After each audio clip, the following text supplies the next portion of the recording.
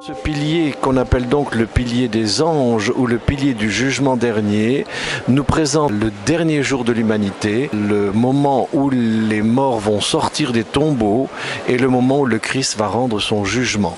Le temps est passé, le temps est achevé et ce pilier nous le montre d'une façon absolument admirable. Lorsqu'un objet est positionné en hauteur, l'objet nous apparaît plus petit.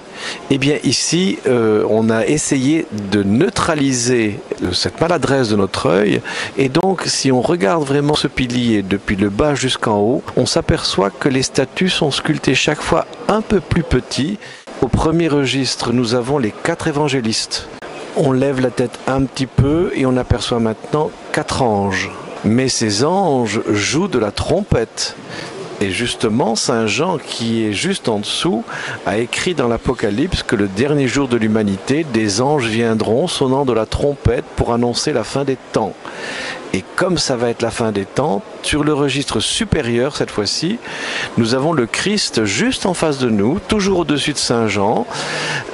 Il est accompagné de 3 anges, chacun d'entre eux portant un instrument de son supplice, à savoir la croix, la lance et la couronne d'épines.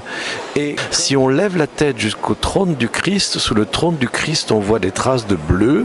Sur le vêtement du Christ, il y a des traces de rouge et de doré. Les statues étaient entièrement peintes au Moyen-Âge et vous avez là donc les restes des peintures de l'an 1230. Donc ce sont bien les statues originales qui sont ici sur ce pilier.